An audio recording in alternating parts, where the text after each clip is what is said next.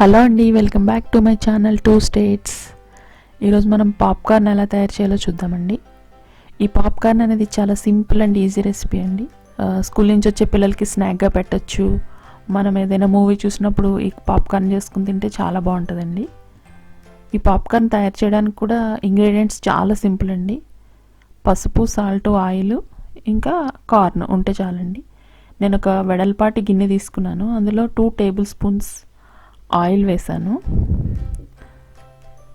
తర్వాత 1/2 tea spoon salt add చేశాను.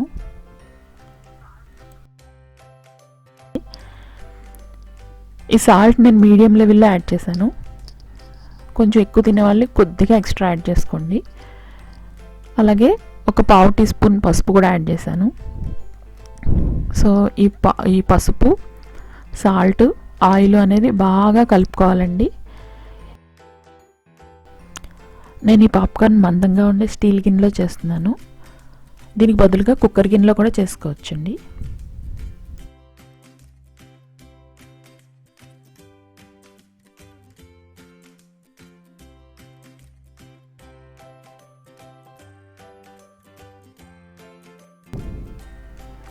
ఇప్పుడు నేను ఒక 1/2 కప్ కార్న్ తీసుకుంటానండి.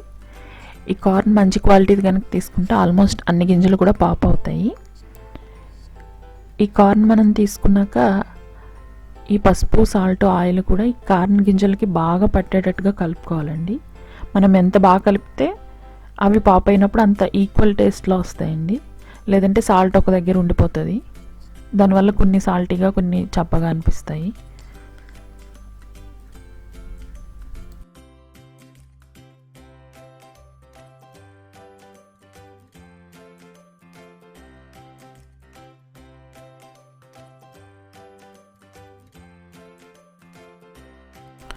ఇలా బాగా మిక్స్ చేసుకున్నాక ఈ కార్న్ గింజలన్నిటినీ కూడా ఫ్లాట్గా ప్యాన్కి అంటుకునేటట్టుగా అమర్చుకోవాలండి. కాసేపటికి ప్యాన్ హీట్ అయ్యాక పాపింగ్ అనేది స్టార్ట్ అవుతుందండి. ఆ పాపింగ్ స్టార్ట్ అయినప్పుడు మనం లిడ్ పెట్టి క్లోజ్ చేసేసుకోవాలి. లేదంటే ఆ పాప్ అయిన కార్న్ బయటికి పడిపోతాయండి. సో నేను చూపించడం కోసమని అలా కాసేపు ఓపెన్గా ఉంచాను. మీరు పాపింగ్ అనేది చూడొచ్చు ఎలా పాప్ అవుతున్నాయో. సో మనం క్లోజ్ చేసేసుకున్నాక కూడా మనకి పాపింగ్ సౌండ్ వినిపిస్తూ ఉంటుందండి. మనం స్టవ్ దగ్గరే నుంచోవాలి. నుంచుని మనం ఫ్లేమ్ని మీడియం టు సిమ్ మధ్యలో పెట్టుకోవాలండి. సో ఆ మీడియం టు సిమ్ మధ్యలోనే హీట్ సరిపోతుంది. దీనికి ఎక్కువ హీట్ పెట్టుకుంటే మాడిపోతాయండి కార్న్ అనేవి.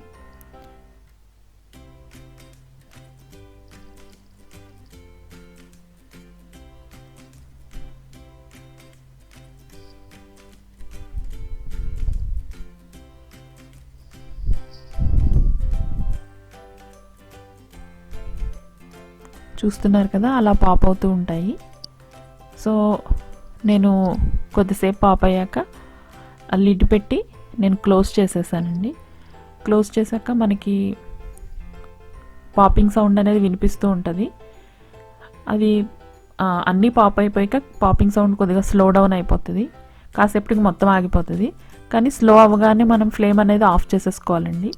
ఆ వేడితోనే ఏమైనా కొద్దిగా గింజలు ఉంటే అవి కూడా పాప్ అయిపోతాయి. కంప్లీట్గా పాప్ అయిపోతాయి. అప్పుడు ఇంకా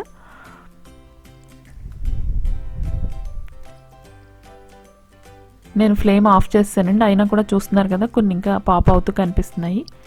సో ఎప్పుడైతే మనకి ఆ పాపింగ్ సౌండ్ స్లో డౌన్ అవుతుందో ఆ పాయింట్లోనే మనం కంపల్సరీగా ఫ్లేమ్ అనేది ఆఫ్ చేసేసుకోవాలండి. సో అలా స్లో అయ్యి తర్వాత ఆగిపోతుంది. అంటే ఆల్మోస్ట్ ఇంకా అన్నీ పాప్ అయిపోయినట్టే అనమాట. సో ఈ పాపింగ్ ఆగిపోయాక మనం వేరే గిన్నెలోకి తీసేసుకుని ఈ పాప్కార్న్ అనేది సర్వ్ చేసుకోవచ్చండి. సో చూసారు కదా, చాలా సింపుల్గా ఈజీగా ఉండే పాప్కార్న్. ఏదైనా క్విక్గా ఏదైనా స్నాక్ ఉంటే బాగుండు అనుకుంటూ ఉంటాం కదా, అలాంటి టైంలో ఈ పాప్కార్న్ ట్రై చేసి చూడండి. ఇది చాలా ఈజీగా చేసుకోవచ్చు, చాలా సింపుల్గా కూడా అయిపోతుంది. అండ్ మనం చేసుకున్న పాప్కార్న్ని మనం ఒక ఎయిర్ టైట్ కంటైనర్లో పెట్టి స్టోర్ చేసుకోవచ్చండి. నా ప్రీవియస్ వీడియో చాలామంది చూసారండి, కొంతమంది సబ్స్క్రైబ్ కూడా చేసుకున్నారు. థ్యాంక్ యూ వెరీ మచ్ అండి. అండ్ ఈ వీడియో కూడా మీకు నచ్చినట్లయితే తప్పకుండా ఛానల్ని సబ్స్క్రైబ్ చేయండి. Thank you for watching.